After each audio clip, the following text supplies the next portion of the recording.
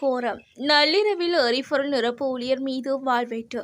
யாழ்ப்பாணம் நெல்லியடி நகரில் எரிபொருள் நிரப்பு நிலைய ஊழியரை மோட்டார் சைக்கிளில் வந்த இருவர் கத்தியால் வெட்டி காயப்படுத்திய சம்பவம் ஒன்று இடம்பெற்றுள்ளது.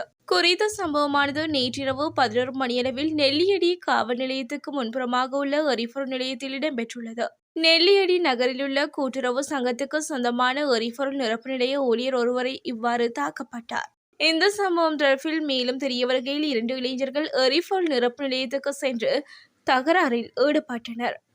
இதன் பின்னர் ஊழியரை திடீரென கத்தியால் வெட்ட ஆரம்பித்துள்ளனர். இதனைத் தொடர்ந்து காயமடைந்தவர் பருத்தித்துறை ஆதார வைத்தியசாலையில் அனுமதிக்கப்பட்டுள்ளார்.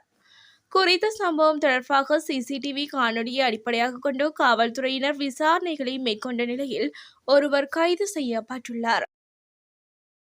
இராஜாங்க அமைச்சராக பொறுப்பேற்றார் வடிவேல் சுரேஷ். நாடாளுமன்ற உறுப்பினரும் ஜனாதிபதியின் சிரேஷ்ட ஆலோசகருமான வடிவேல் சுரேஷ் தொழில் இராஜாங்க அமைச்சராக உத்தியோகபூர்வமாக கடமைகளை ஆரம்பித்துள்ளார். குறித்த நிகழ்வானது இன்றைய தினம் இடம்பெற்றுள்ளது. அத்துடன் நாடாளுமன்ற உறுப்பினர் அலிசாகிர் மௌலானாவுக்கும் அமைச்சரவை அந்தஸ்தற்ற அமைச்சு பதவி ஒன்று வழங்கப்பட்டுள்ளது. ஜனாதிபதி செயலகத்திற்கு நேற்று பிற்பகல் ரணில் விக்ரமசிங்க முன்னிலையில் அவர்கள் இருவரும் பதவி பிரமாணம் செய்து கொண்டனர்.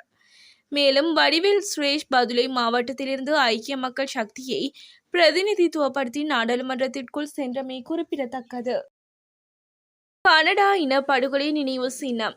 கனடா ஒன்டாரியோவின் பிரம்டன் மேயர் பேட்ரிக் பிரவுனுக்கு தமிழின படுகொலை நினைவு சின்னம் தொடர்பான கொள்கை ரீதியான நிலைப்பாட்டிற்கு நாடு கடந்த தமிழீழ அரசாங்கம் தமது வாழ்த்துக்களை தெரிவித்துள்ளது. குறித்த விடயம் நாடு கடந்த தமிழீழ அரசாங்கத்தின் பிரதமர் விஸ்வநாதன் ருத்ரகுமாரினால் ஒன்டாரியோவின் பிரம்டன் மேயர் பேட்ரிக் பிரவுனுக்கு அனுப்பப்பட்ட கடிதத்தில் குறிப்பிடப்பட்டுள்ளது. இனப்படுகொலையால் இழந்த தங்கள் அன்புக்குரியவர்களை துக்கம் விசாரிக்கும் உரிமையை இலங்கை அரசு மறுத்துள்ளது. தமிழர் அல்லாத கூட்டாளிகள் உட்பட இலங்கையின் எல்லைக்கு வெளியே உள்ள மக்களை மிரட்டி விடலாம் என்று இலங்கை அரசு நினைப்பதாக தெரிகிறது. இலங்கை அரசின் நாடு கடந்த பயங்கரவாதத்திற்கு இடமில்லை. 2023 ஆண்டுக்கான மனித உரிமைகள் தொடர்பான அமெரிக்க இராஜாங்க திணைக்கள அறிக்கையானது புலம்பெயர்ந்த தமிழர்கள் மீதான இலங்கையின் நடவடிக்கைகளை நாடு கடந்த அடக்குமுறையாக பொருத்தமாக வகைப்படுத்தியுள்ளது. ஏர் இந்தியா விமானத்திற்கு வெடிகுண்டு மிரட்டல். மும்பையிலிருந்து இன்று காலை வந்த ஏர் இந்தியா விமானத்திற்கு வெடிகுண்டு மிரட்டல் விடுக்கப்பட்டதை தொடர்ந்து திருவனந்தபுரம் சர்வதேச விமான நிலையத்தில் இன்று முழு அவசர நிலை பிரகடனப்படுத்தப்பட்டதாக விமான நிலைய வட்டாரங்கள் தெரிவித்தன.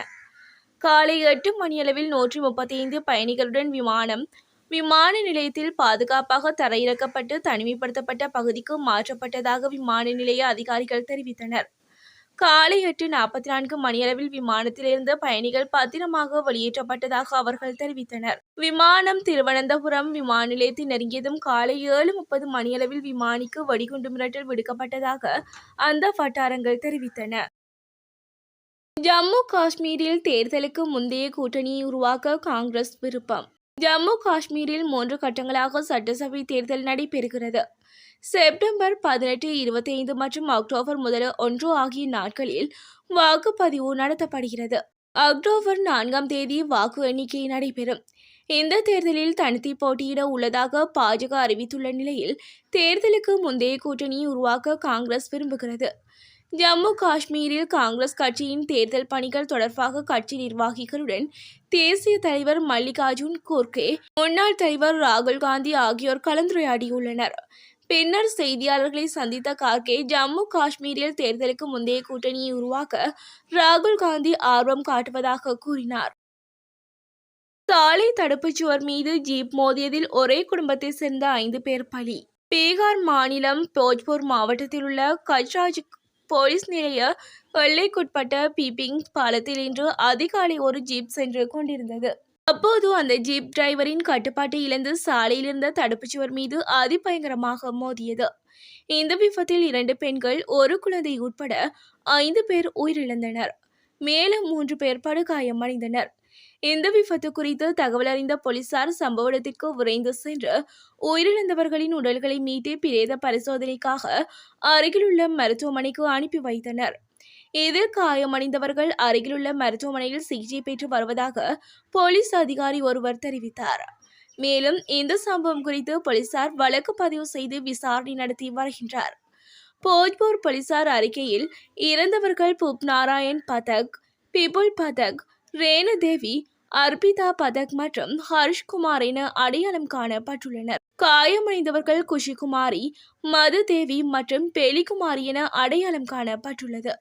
மேலும் இவர்கள் அனைவரும் போஜ்பூர் மாவட்டத்தில் உள்ள கமாரியா கிராமத்தை சேர்ந்தவர்கள் என்றும் உயிரிழந்த அனைவரும் ஒரே குடும்பத்தை சேர்ந்தவர்கள் என்றும் அதில் தெரிவிக்கப்பட்டுள்ளது.